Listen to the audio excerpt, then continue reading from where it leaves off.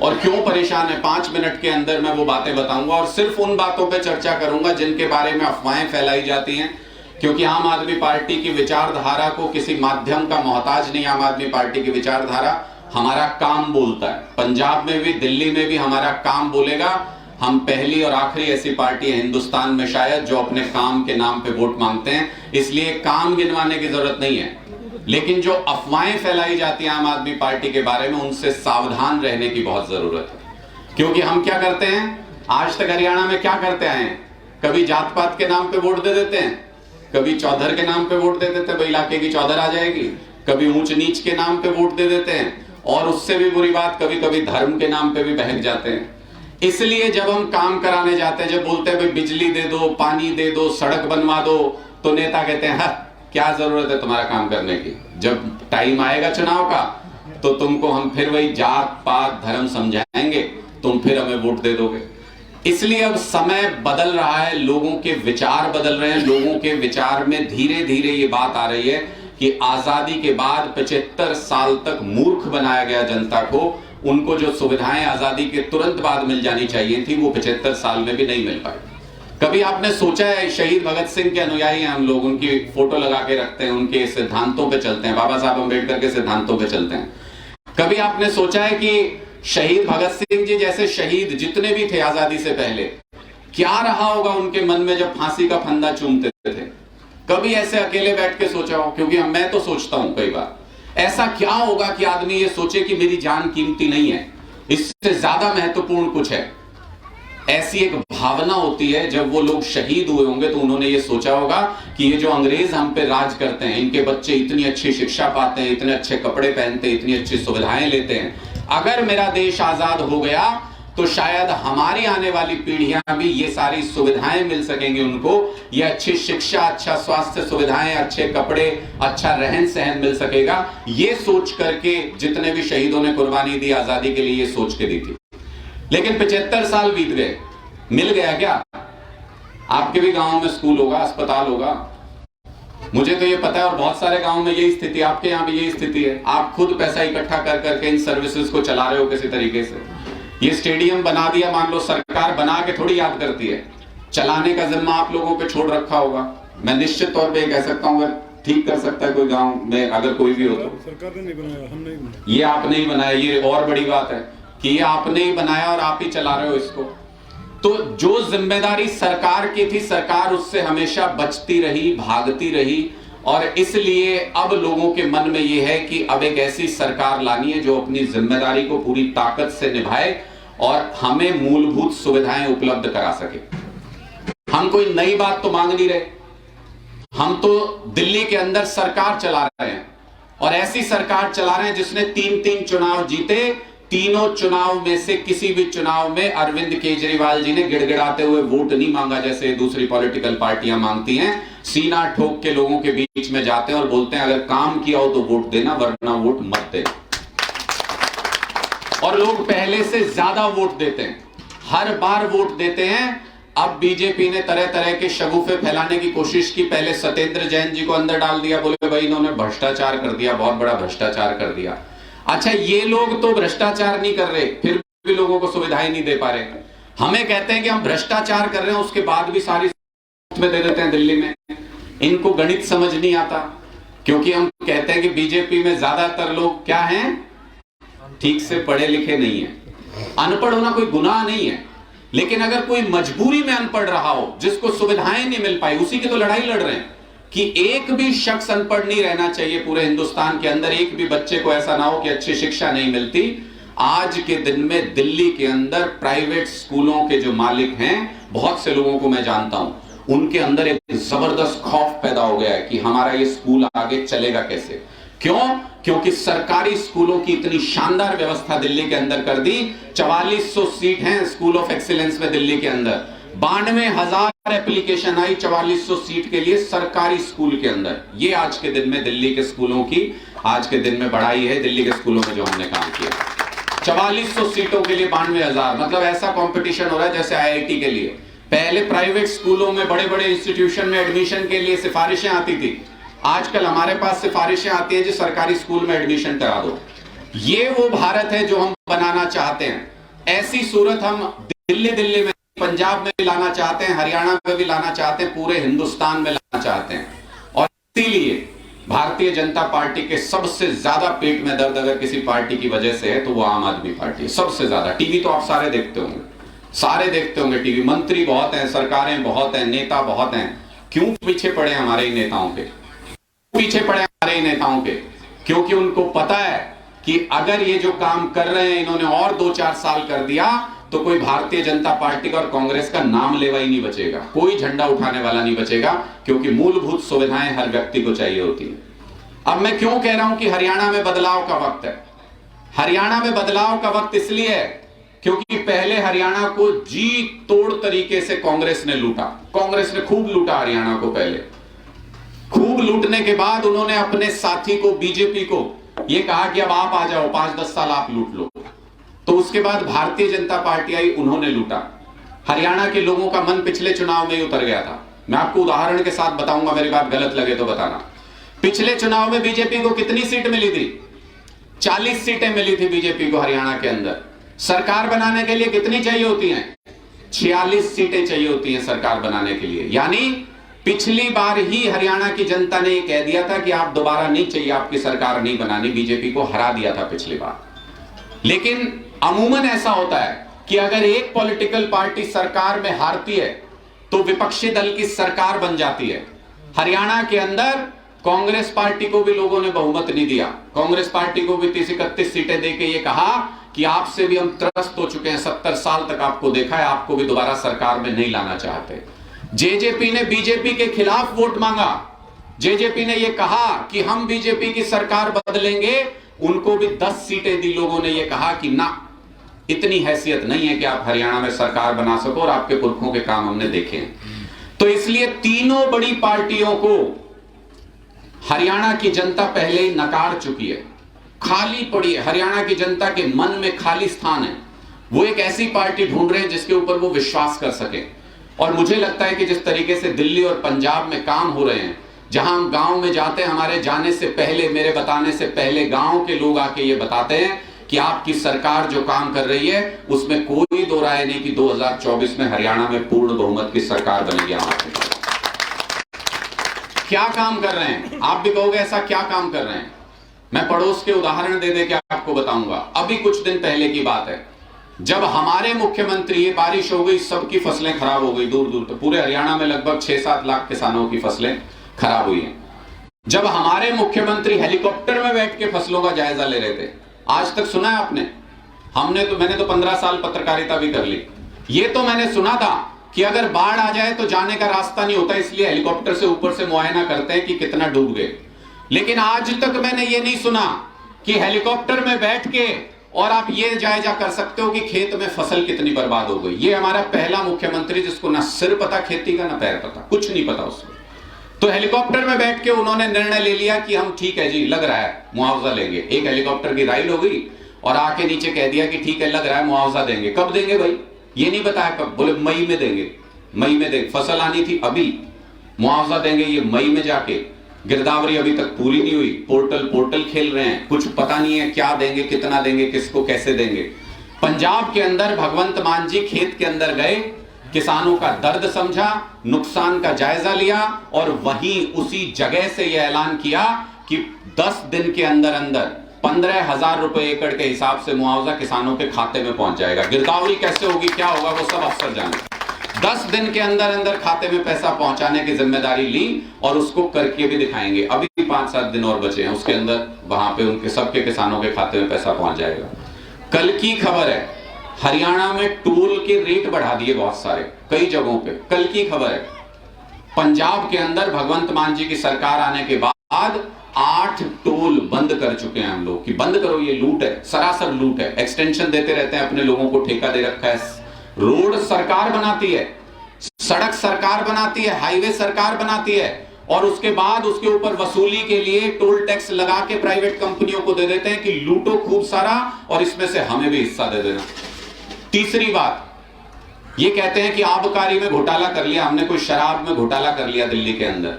मैं बार बार ये कहता हूं, मीडिया के सामने भी मैंने ये कहा कि ये शराब घोटाले का मामला नहीं है। आप भी समझो इस चीज को। ये शराब घोटाले का कोई मामला नहीं था दिल्ली में। अगर सीबीआई को, ईडी को शराब घोटाले की जांच करनी हो, हरियाणा में नहीं करेंगे क्या, जहां 24 घंटे ठेके खुलते हैं, 12 घंटे लीगल 12 घंटे इलीगल। हरियाणा के अंदर 24 घंटे ठेके खुलते हैं, जिसका मन करे रात के वक्त निकल के देख लेना, ठेके खुले मिलेंगे, वहां शराब मिलती है। तो क्यों नहीं उसकी जांच करते जो दोनों हाथों से पैसा बटोर रहे हैं। सोनीपत के अंदर दर्जनों लोग जहरीली शराब पी के मर गए, आबकारी ने तब जांच नहीं की आबकारी के बारे में, सीबीआई और ईडी ने। गुजरात के अंदर 100 लोग मर गए जहरीली शराब पी के, जहां शराब बंदी है, हो ही नहीं सकती शराब, वहां जहरीली शराब पी के 100 से ज्यादा लोग मर गए, लेकिन कोई सीबीआई ईडी वहां पे नहीं गई। दिल्ली के अंदर इनके पेट में दर्द सिर्फ इतना है कि मनीष सिसोदिया ने 20 लाख दिल्ली के बच्चों के लिए शानदार सरकारी स्कूल बना दिए।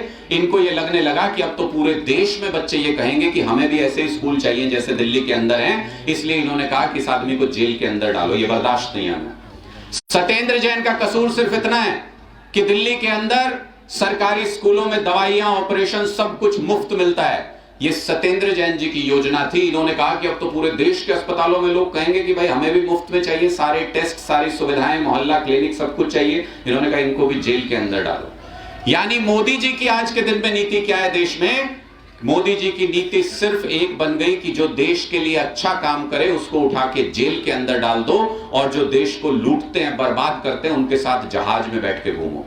अपने दोस्तों के साथ जहाज में बैठ के घूमते हैं, जो लाखों करोड़ रुपए का पैसा जो जनता का था शेयर मार्केट में लगा था, उसको डुबो दिया, उसको लूट लिया। सरकारी ठेके सारे उन्हीं को जाते हैं, किसी भी तरीके का हो। सरकारी कंपनियां सारी उनको सस्ते रेटों पे बेच रहे हैं, और जब उनके ऊपर कोई लोन हो जाए, कोई कर्ज हो जाए, तो मोदी जी कहते हैं चिंता क्यों करते हो, तुम्हारा दोस्त बैठा है सरकार में, उनके वो हजारों लाखों करोड़ रुपए के लोन भी माफ कर देते हैं। सरकारें इस तरीके से दो अलग अलग दिशा में चल रही है। हमारी सरकार जनता के लिए, और मोदी जी की सरकार व्यवसायियों के लिए, बिजनेसमैन के लिए। अब आप मुझे ये बताओ, आपको भी शामिल कर लेते हैं इस चर्चा में, अकेले अकेले बात करने में मजा नहीं आता। क्यों मोदी जी परेशान हैं और क्यों बीजेपी परेशान है आम आदमी पार्टी से? आप किसी बीजेपी के नेता से पूछ लेना, ये हमारे खिलाफ कोई और बात आपको बता ही नहीं सकते। सिर्फ एक बात है इनके पास, सिर्फ एक बात। क्या? ये कहेंगे केजरीवाल फ्री दे दे के देश बर्बाद कर देगा, केजरीवाल फ्री दे दे के देश बर्बाद कर देगा। तो आज मैं आपके सामने पोल खोल के जा रहा हूं इनके इस झूठ की, आप भी याद कर लेना और बाकी लोगों को भी याद करवा देना। ये कहते हैं केजरीवाल फ्री दे के देश बर्बाद कर देगा। मैं आपसे पूछता हूं क्या क्या फ्री देते हैं हम दिल्ली के अंदर? दिल्ली में हम बिजली फ्री देते हैं, दिल्ली में हम घर घर पानी फ्री देते हैं, दिल्ली में हम सरकारी स्कूलों में शिक्षा फ्री देते हैं जो प्राइवेट स्कूलों से भी अच्छे हैं, दिल्ली में हम सरकारी स्कूल, सरकारी अस्पतालों में 10 रुपए की दवाई हो या 10 लाख का ऑपरेशन हो, फ्री में कराते हैं। दिल्ली में महिलाएं बैठी हैं यहाँ पे, दिल्ली के अंदर महिलाएं कहीं से भी बस में चढ़ जाएं, कहीं भी उतर जाएं, फ्री में सफर कर सकती है बसों के अंदर। दिल्ली के अंदर 60 साल से ऊपर कोई बुजुर्ग हो, तीर्थ यात्रा फ्री में जा सकता है, चाहे वो किसी भी तीर्थ पे जाना चाहे अपने धर्म के अनुसार, उसका रहना, जाना, खाना पीना सब कुछ खर्चा सरकार उठाती है। और सबसे बड़ी बात जो मैं गर्व से बताता हूं हर जगह पे, आजाद हिंदुस्तान में 75 साल में किसी और सरकार ने नहीं किया, सिर्फ हमने किया। शहीदों के नाम पे क्या करते थे ये पहले? शहीदों के नाम पे ये पुतले बना देते थे कहीं पे, शहीदों के नाम पे किसी चौराहे का नाम रख देते थे और बाद में संभालते भी नहीं थे। कोई साफ सफाई का ध्यान नहीं, कोई सम्मान नहीं, सिर्फ राजनीति के लिए शहीदों के नाम का इस्तेमाल करते थे। लेकिन मुझे गर्व है इस बात की कि कोई और नेता, कोई और पार्टी ये नहीं सोच पाए कि जो परिवार इस शहीद को पैदा करता है, इसके अंदर ऐसी भावना को भरता है, उस परिवार का कोई सम्मान नहीं रख पाया, किसी सरकार ने उसकी चिंता नहीं की। अरविंद केजरीवाल जी की और आम आदमी पार्टी की पहली ऐसी सरकार आजाद हिंदुस्तान में जिसने शहीदों के परिवार को 1 करोड़ रुपए की सम्मान राशि देने का फैसला किया। दिल्ली में भी देते हैं, पंजाब के अंदर भी देते हैं, ये सारी चीजें मुफ्त देते हैं हम दिल्ली के अंदर। क्या? बिजली फ्री, पानी फ्री, शिक्षा फ्री, स्वास्थ्य फ्री, तीर्थ यात्रा फ्री, महिलाओं के लिए बस यात्रा फ्री, और शहीदों के परिवार को 1 करोड़ रुपए की सम्मान राशि। अब आप मुझे बताओ, हरियाणा में इसमें से आपको कुछ भी फ्री में मिलता है? सबको बताना पड़ेगा हां कर दो चाहे ना कर दो। कुछ भी फ्री मिलता है इसमें से हरियाणा में आपको? आधे लोग बता रहे हैं, सारे बताओ हां करो या ना करो। नहीं मिलता ना। उसके बावजूद हरियाणा पे 3 लाख करोड़ रुपए का कर्जा है। कितना? 3 लाख करोड़ रुपए का कर्जा हरियाणा के ऊपर चढ़ा रखा है। मतलब आप में से हर एक व्यक्ति पे 6-6 लाख रुपए का कर्जा आपको पता भी नहीं। हर एक व्यक्ति पे 6-6 लाख रुपए का कर्जा है। कैसे भाई? ये तो कहते थे फ्री दे के हम देश बर्बाद कर देंगे, यहां तो कुछ भी फ्री नहीं देते, उसके बावजूद 3 लाख करोड़ रुपए का कर्जा चढ़ा रखा है और सारे एक ही थैली के चट्टे बट्टे हैं। ये मत समझना कि ये बीजेपी ने चढ़ा दिया हरियाणा के अंदर कर्जा। पंजाब में 1 साल पहले तक कांग्रेस पार्टी की सरकार थी। मैं क्यों बता रहा हूं आपको ये बात? क्योंकि बीजेपी की सरकार जाना तय है हरियाणा के अंदर, इनकी जमानतें नहीं बचेंगी। तब आपके पास गिड़गिड़ाते हुए कांग्रेस वाले भी आएंगे हाथ जोड़ के। कोई मुद्दा नहीं है उनके पास, एक भी अपना मुद्दा लेके नहीं आएंगे, सारे हमारे कॉपी करके लाएंगे, लेकिन आपके सामने हाथ जोड़ के ये कहेंगे जी इस बार बीजेपी को तो दे नहीं रहे तो हमें दे देना प्लीज। और कुछ मुद्दा नहीं इनके पास। तो मैं इनकी भी हकीकत आपके सामने बता के जा रहा हूं। पंजाब के अंदर 1 साल पहले तक कांग्रेस की सरकार थी, कुछ भी फ्री नहीं देते थे इन सारी चीजों में से जितनी मैंने गिनवाई आपको। उसके बावजूद 3,85,000 करोड़ रुपए का कर्जा पंजाब के ऊपर छोड़ के गई कांग्रेस की सरकार। यूपी के अंदर बीजेपी की सरकार है, 7 लाख करोड़ रुपए का कर्जा है, कुछ फ्री नहीं देते। राजस्थान के अंदर 5.5 लाख करोड़ का कर्जा है, कुछ भी फ्री नहीं देते। इन्होंने पूरा देश लूट लूट के खा लिया, सारा देश लूट के खा लिया। लेकिन जनता को अगर 10 रुपए की सुविधा भी हम देना चाहें तो इनके पेट में दर्द हो जाता है। क्यों दे रहे हो, क्यों दे रहे हो, क्यों दे रहे हो? अब मैं आपसे पूछता हूं, हरियाणा के अंदर कुछ फ्री नहीं देते, 3 लाख करोड़ का कर्जा। पंजाब के अंदर कुछ फ्री नहीं देती थी कांग्रेस की सरकार, 3,85,000 करोड़ रुपए का कर्जा। अब आप मुझे बताओ कि इस हिसाब से दिल्ली में हम इतनी चीजें फ्री देते हैं, कितना कर्जा होना चाहिए दिल्ली के ऊपर? 2 गुना, 4 गुना, 10 गुना, कुछ भी बोल सकते हो। कितना कर्जा होना चाहिए? ज्यादा ही होना चाहिए इनसे, तो कई गुना ज्यादा होना चाहिए। एक नए पैसे का कर्जा नहीं है दिल्ली सरकार के ऊपर, एक पैसे का भी कर्जा नहीं। सारी सुविधाएं देते हैं जनता को, उसके बावजूद मुफ्त में सारी सुविधाएं देने के बावजूद मुनाफे की सरकार चलाते हैं। और अगर आपको लग रहा हो कि दिल्ली में करते हैं, ये बीजेपी वाले कहेंगे ना ना दिल्ली का तो सिस्टम अलग है, यहां से पैसा आ जाता होगा, वहां से पैसा आ जाता होगा। इनके पास नहीं आता था, एमसीडी में कचरा कर रखा था पूरी दिल्ली का। इन्होंने सारा पैसा भ्रष्टाचार में खा रहे थे। अब एमसीडी भी ठीक चल रही है, सारे कर्मचारियों को सैलरी भी मिल रही है, जब से हम आए तब सब कुछ ठीक हो गया। तो इसका मतलब भ्रष्टाचार करते थे। और अगर आपको ये समझाना चाहे कि नहीं नहीं दिल्ली का सिस्टम अलग था, तो मैं आपको पंजाब का उदाहरण भी दे देता हूं, जिसकी नीयत तो वो हर राज्य में कर सकता है, हर जगह पे कर सकता है। हमने पंजाब के अंदर भी 1 साल के अंदर 50 लाख लोगों को तो बिजली मुफ्त देते हैं, 50 लाख परिवारों को पंजाब के अंदर। वहां पे भी शहीदों के परिवार को 1 करोड़ रुपए की सम्मान राशि देते हैं। वहां पे भी 600 गांव के अंदर गांव क्लिनिक बना चुके हैं, जहां सारे टेस्ट, दवाइयां, ऑपरेशन सब कुछ फ्री में होता है। वहां पे भी बहुत सारी और सुविधाएं देते हैं। उसके बावजूद 36,000 करोड़ रुपए का कर्जा हमने पहले साल के अंदर उतार दिया पंजाब के अंदर, पहले साल के अंदर। आम आदमी पार्टी जिंदाबाद, आम आदमी पार्टी जिंदाबाद, अरविंद केजरीवाल जिंदाबाद। तो इससे क्या पता चलता है? अब अरविंद केजरीवाल के पास थोड़ी इतना पैसा है ना, हमारे पास इतना पैसा, तो फिर कहां से देते हैं आपको ये सारी सुविधाएं? ये सारा पैसा आप लोगों का था, जो पिछले 70-75 साल से ये सरकारें लूट लूट के खा रही थी। आप कहोगे भाई मैंने तो कोई पैसा दिया नहीं, मेरा पैसा कहां से आ गया? इसको भी समझना जरूरी है। आपने जो कपड़े पहने टैक्स देके खरीदे हैं, आप ये जो मोबाइल इस्तेमाल कर रहे हो टैक्स देके खरीदा हुआ है। ताऊ के आदमी लाठी जो है ये टैक्स देके खरीदी हुई है इन्होंने। कुर्सियों पे जिन पे बैठे हो टैक्स देके खरीदी है। ये कैमरे जो चल रहे हैं टैक्स देके खरीदे हुए, माइक जिस पे बोल रहा हूं टैक्स देके खरीदे हुए। जब रात को आप सो रहे होते हो, आपकी बिजली चल रही होती है, टैक्स जा रहा होता है, उस वक्त भी टैक्स भर रहे होते हो।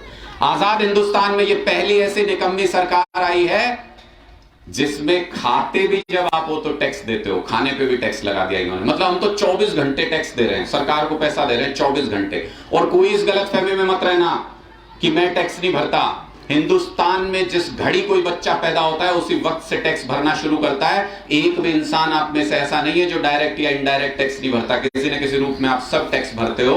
तो इसलिए आप सब पैसा देते रहते हो लगातार, लेकिन सरकार उसको वापस नहीं लौटाती थी। आज तक क्या करती थी? लेके अपनी जेब में रख लेते थे। पहली बार अरविंद केजरीवाल, सत्येंद्र जैन, मनीष सिसोदिया और आम आदमी पार्टी के तमाम नेताओं की एक लंबी लिस्ट है। पहली बार ऐसे फक्कड़ लोगों की सरकार आई है जिनको अपनी जेब में कुछ नहीं रखना। जितना पैसा आएगा वो सारा का सारा लोगों को सुविधाओं के रूप में लौटाएंगे। जैसे जैसे सरकारें हमारी आगे बढ़ती जाएंगी वैसे वैसे ये सुविधाएं भी बढ़ती जाएंगी और मूलभूत सुविधाओं को अच्छा बना करके। अब विदेशों में क्या होता है, हमारे बच्चे भाग रहे हैं विदेशों में। मैं आपको ये चेतावनी भी दे दूं कि पंजाब जिस हालत में था कुछ साल पहले, नशे की जो हालत थी, विदेश भागने की जो गति थी, आज हरियाणा उसके दरवाजे पे खड़ा है। हम लोग भी वही चीज झेल रहे हैं। कैथल के अंदर डोंगी में इसी तरीके से जा रहा था एक लड़का, उसकी मौत हो गई, उसका परिवार आज मातम मना रहा है। हमारे सबके बच्चों के ऊपर यह खतरा मंडरा रहा है क्योंकि यहां रोजगार नहीं है। बेरोजगारी में जब से बीजेपी की सरकार आई तब से नंबर 1 है हरियाणा, नंबर 1 है बेरोजगारी के अंदर। तो अगर हम अपने बच्चों को, पंजाब के अंदर हमने एक साल के अंदर 28,000 सरकारी नौकरी अब तक दे दी है, 22,000 और देने वाले हैं, 50,000 नौकरी 1-1.5 साल के अंदर हम पंजाब के लोगों को दे दिए। आपकी नीयत होनी चाहिए काम करने की। जब हम मीटिंग में बैठे होते हैं ना तो ये खूब चर्चा चलती है। अरविंद केजरीवाल जी कहते हैं कि ये बीजेपी और कांग्रेस के लोगों के जितना पेट में दर्द होगा, जितना पेट में दर्द होगा, बोले एक सुविधा और फ्री कर दूंगा, लोगों को जाके बता दो। तो हमारी ये सोच है कि जितना पैसा आप लोगों से इकट्ठा होगा वो सारा आपको लौटाया जाएगा।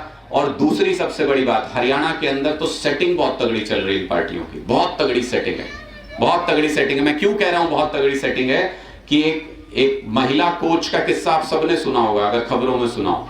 एक महिला कोच ने आरोप लगाया कि मंत्री संदीप सिंह ने उसके साथ छेड़छाड़ की, उसको घर बुला करके। और महिला कोच कौन? जो इंटरनेशनल खिलाड़ी रही पहले, जिसने हरियाणा के लिए नाम अर्जित किया, जिसने देश के लिए नाम अर्जित किया, ऐसी महिला खिलाड़ी एक मंत्री के ऊपर आरोप लगाती है।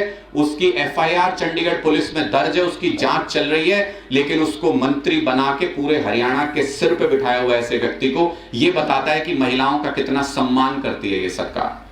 खट्टर साहब ने विधानसभा के अंदर टेबल बजा बजा के ये कहा कि इस्तीफा नहीं लेंगे, नहीं लेंगे, नहीं लेंगे। तो आज मैं भी यहां पे बता के जा रहा हूं कि इस्तीफा तो देना पड़ेगा, देना पड़ेगा, देना पड़ेगा। किसी भी हालत में हम अपनी बहन बेटियों के साथ, उनके मान सम्मान के साथ खिलवाड़ बर्दाश्त नहीं कर सकते। ये हुड्डा साहब कैसे कर लेते हैं ये अपमान बर्दाश्त? मैं ये भी पूछना चाहता हूं आपसे। इनके इलाके से आती है, वो झज्जर की साइड की है वो बेटी, इनके इलाके से आती है। खून नहीं खोलता। आपकी बहन बेटी को कोई छेड़े तो गुस्सा नहीं आएगा, खून नहीं खोलेगा आपका।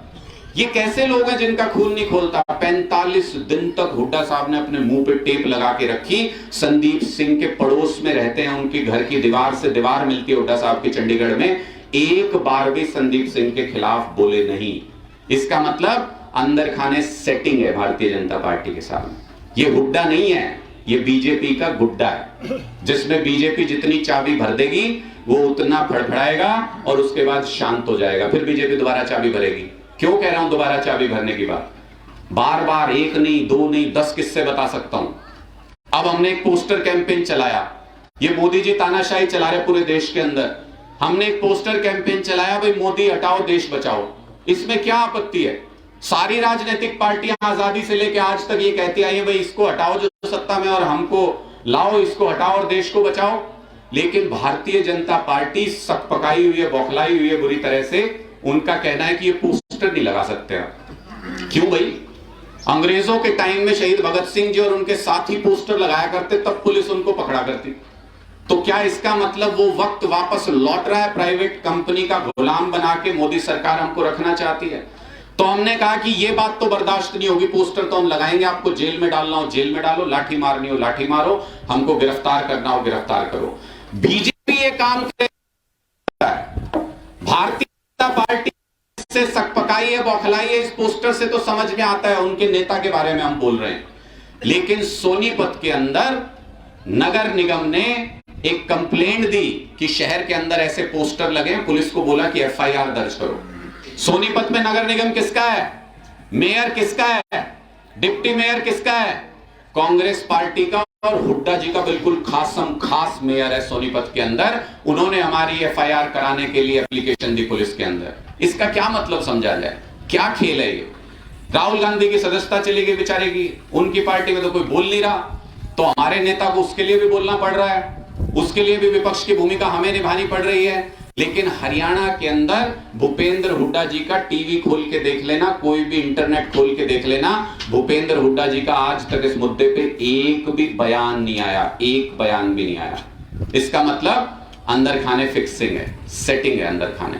पहले तो ये बीजेपी वाले कहते थे भ्रष्टाचार कर रखा है हुड्डा साहब ने, तो फिर अंदर क्यों नहीं है हुड्डा साहब? इसी शर्त पे अंदर नहीं है कि जब आप कहोगे तो बोलूंगा, जब आप कहोगे तो नहीं बोलूंगा। इसकी सेटिंग का एक और उदाहरण है, मैं दसियों दे सकता हूं, मेरे पास तो लिस्ट लंबी है। एक उदाहरण और दे देता हूं बस। आप लोगों ने कांग्रेस के भी 31 विधायक चुन के भेजे थे हरियाणा में से। वो 31 विधायक चाहते तो हर बार एक राज्यसभा सांसद कांग्रेस पार्टी का बना सकते थे। वो अगर देश में संसद में अगर बात करता तो वो विपक्ष की आवाज को मजबूत करता, अगर एक सांसद राज्यसभा में जाता। लेकिन पिछली 2 बार से लगातार ऐसा हो रहा है कि कांग्रेस के 31 विधायक मिलकर के भारतीय जनता पार्टी का राज्यसभा सांसद बना रहे हैं 2 बार से लगातार। ये क्या खेल है भाई? ये क्या खेल है? तो फिर कांग्रेस को वोट क्यों देना? बीजेपी को जिसने वोट नहीं दिया, कांग्रेस को वोट दिया, तो ये सोच के दिया कि बीजेपी के खिलाफ बोलेंगे, लेकिन 2 बार से राज्यसभा सांसद उनका बना रहे हैं। इसलिए इन सारे उदाहरणों से अब आपको यह समझना होगा कि अंदर खाने ये सारी पार्टियां एक दूसरे से मिली हुई हैं। क्यों? क्योंकि इनका लक्ष्य एक है कि इनको खुद पैसा कमाना है, इनको अपने नेताओं के लिए पैसा कमाना है, और हमारा लक्ष्य एक है कि हमको वो सारा पैसा जो सरकार के खजाने में वो आपकी सुविधाओं के लिए इस्तेमाल करना है। विदेशों में भी यही होता है, विकसित देश तभी बनते हैं। अभी जसमेर जी यही बात बोल रहे थे, कह रहे थे कि विकासशील देश सुनते हैं हम जब से पैदा हुए हैं कि भारत विकासशील देश है, विकसित देश बनेगा। सही बात है, इन पार्टियों से नहीं बन सकता कभी भी। विकसित देश कब बनते हैं? किसी विकसित देश के बारे में पूछ लेना अगर आपका कोई जानकार विदेश में हो तो। वहां पे पब्लिक स्कूल्स होते हैं सारे के सारे, वहां पे सरकारी स्कूल होते हैं सारे के सारे। एक आध कोई प्राइवेट स्कूल होता है जिसको पैसा ही फूकना हो तो भाई उसमें चला जा, लेकिन सारी सरकारी सुविधाएं होती हैं। वहां पे सारी स्वास्थ्य की भी सरकारी सुविधाएं होती हैं। वहां अगर कोई बेरोजगार रह जाए, सरकार की जिम्मेदारी है कि इसको बेरोजगारी भत्ता दो, जब तक नौकरी नहीं दे सकते इसको। इतनी ज्यादा सोशल सिक्योरिटी होने के बाद आदमी देश के लिए सोचना शुरू करता है। अब आप में से किसी से मैं ये कहूंगा देश के लिए कुर्बानी दे दो, देश के लिए ये कर दो, देश के लिए वो कर दो, आप कहोगे भाई अगले महीने बिजली का बिल भी भरना है, ये हमें प्रॉपर्टी आईडी का भी काम पकड़ा रखा है। आप ये कहोगे भाई 5 मिनट में ये राशन कार्ड काट दिया, इसको जरा ठीक करा लूं मैं, 5-10 दिन उसमें लगेंगे, उसके बाद देखेंगे, जो भी आप कहोगे कार्यक्रम करेंगे। इसलिए जब व्यक्ति अपनी जिम्मेदारियों में, अपनी उलझनों में उलझा रहेगा तो फिर देश के बारे में समाहित तौर पर नहीं सोच पाएगा। यही हमारी विचारधारा है कि अगर सारी मूलभूत सुविधाएं हम लोगों को दे पाएं, अच्छे स्कूल दे पाएं, अच्छे अस्पताल दे पाएं, आपको बिजली बिल की चिंता नहीं हो, गरीब आदमी को आपको पानी के बिल की चिंता नहीं हो, तो फिर आप सब लोग, आपके पास समय होगा अपने परिवार से अलग भी, आप कहोगे कि अब बताओ देश के लिए कहां कुर्बानी देनी है, क्योंकि देश इतना कुछ दे रहा है हमको, इसलिए हम देश के लिए हर कुर्बानी समय देने को तैयार है। तब विकसित देश बनता है, जब सारे लोग मिलके कोशिश करते हैं विकसित देश बनाने की। तो ये सारी बातें थी जो मैं आपको बताना चाहता था, और अंत में मैं आपको ये बताना चाहता हूं कि ये बदलाव तो लिख दिया गया आज, मेरी गारंटी यहां पे सुन लीजिए, 2024 के अंदर पूर्ण बहुमत की आम आदमी पार्टी की सरकार बनने से कोई ताकत दुनिया की नहीं रोक सकती, कितना मर्जी जोर लगा लो। सुबह सूरज निकलने का वक्त होता है, कोई रोक सकता है क्या? शाम को सूरज ढलने का वक्त आता है, कोई रोक सकता है? सर्दी का वक्त आता है तो सर्दी कोई रोक लेगा? गर्मी का मौसम आएगा कोई रोक लेगा? आम आदमी पार्टी के विचार का भी वक्त आ चुका है, हरियाणा में भी और पूरे देश में सरकार बनाएंगे, दुनिया की कोई ताकत नहीं रोक सकती, कोई ताकत नहीं रोक सकती। ये कोशिश कर सकते हैं, आज भी की इन्होंने कोशिश, हमें तो पता लग गया इनको सुतली बम कहते हैं ना, जैसे हमारे पास सुतली बम हाथ लग गया हमें, वो मोदी हटाओ देश बचाओ, एक कागज लेके कोई चौराहे पे खड़ा हो जाए, पूरे थाने की पुलिस उसी पे लग जाती है, तो हमें तो सही यंत्र हाथ लग गया। आज हमने यमुनानगर में एक्सपेरिमेंट वही फिर किया। मैंने कहा भाई हमारा तो कुछ नहीं लगता, कार्यकर्ता इस मामले में तो खाली है, कार्यकर्ता चाहते हैं कि आवाज उठाई जाए। हमने कार्यकर्ताओं को कहा भाई आज यमुनानगर में लगा दो पोस्टर, मोदी हटाओ देश बचाओ। वो बेचारे कांग्रेसी भी ट्रॉलियों में भर के आ रहे थे, कांग्रेस की रैली थी एक, वहां हमारे पोस्टर देख के वो नारे लगा रहे थे हमारे साथ, वहां पे कांग्रेस की रैली में जाने वाले लोग, यानी उनका भी मन बदल रहा है। वो भी कह रहे हैं यार लड़ तो ये रहे हैं जमीन पे, ये तो भाषणबाजी कर रहे हैं, सेटिंग कर रहे हैं। वहां पे पूरे यमुनानगर के अंदर पूरे थानों की, सब थानों की, पुलिस लाइन की सारी पुलिस को हमारे इस अभियान पे लगा दिया। हमारे दर्जनों कार्यकर्ताओं को गिरफ्तार करके वो थाने में लेके गए, सिटी थाने में, यमुनानगर में। निर्मल सिंह जी को भी यहीं आना था, लेकिन उनकी बेटी चित्रा सरवारा, जो हमारी नेता हैं नॉर्थ जोन की, उनको वहां पर गिरफ्तार कर लिया गया, तो उनको बीच रास्ते से वापस जाना पड़ा। मैंने कहा कोई बात नहीं, मैं बुलंदी से अपनी बात भी कह आऊंगा और आपके लिए अगला न्योता भी ले आऊंगा कि गगसीना में जब दोबारा आएंगे तो उनके साथ आएंगे निर्मल सिंह जी के। इसलिए ये क्या कर सकते हैं, बस ये ऐसे परेशान कर सकते हैं। क्या कर लेंगे, शाम तक रख लेंगे, छोड़ देंगे। इन्होंने ऐसे ही हमारे साथ किया, करनाल में हम ऐसे ही कर रहे थे, पोस्टर लगा रहे थे। मेरे समेत राज्यसभा सांसद सुशील गुप्ता जी समेत 29 लोगों के खिलाफ एफआईआर दर्ज कर दी। अब 13 अप्रैल की, देखो बुद्धि भी देखो, अब 13 अप्रैल की बैसाखी के दिन की इन्होंने तारीख दे दी हमको करनाल में। 13 अप्रैल बैसाखी के दिन क्या हुआ था, जनरल डायर ने हमारे लोगों को गोलियों से भूना था, पंजाब के अंदर शहीद किया था बहुत सारे लोगों को। अपने आप को इंसिडेंस ऐसा हो गया कि इन्होंने 13 तारीख दे दी। इनको लगता है कि तारीखें भुगतवा के ये हमको परेशान कर सकते हैं, लेकिन पूरे हरियाणा में आम आदमी पार्टी के कार्यकर्ता बेचैन है, बेकरार हैं। 13 तारीख को सिर्फ 29 लोग नहीं आएंगे पेशी के ऊपर, 13 तारीख को 29,000 लोग करनाल के अंदर मौजूद होंगे। देखेंगे हम कितनों को तारीखें, और सबके हाथ में मोदी हटाओ, देश बचाओ, और सबके हाथ में मोदी हटाओ देश बचाओ के पोस्टर होंगे। देखेंगे हम कितनी पुलिस है इनके पास, कितने पोस्टर छीनेगी। तो अगर आप हमको पोस्टर लगाने से रोकोगे तो जरूर लगाएंगे। अभिव्यक्ति की आजादी का सवाल है, गुलामी बर्दाश्त नहीं। आजाद हिंदुस्तान में पैदा हुए हमने नहीं देखी गुलामी, ना देखनी हमको। हम उसके लिए कोई भी कुर्बानी देने को तैयार हैं। ये लाठी मारना चाहे लाठी मारें, ये जेल में डालना चाहे जेल में डालें, गोली मारना चाहे हम उसके लिए भी तैयार हैं, फांसी देना चाहे हम उसके लिए भी तैयार हैं। 1 इंच भी पीछे नहीं हटेंगे, 1 इंच भी पीछे नहीं हटेंगे, कुछ भी कर लें।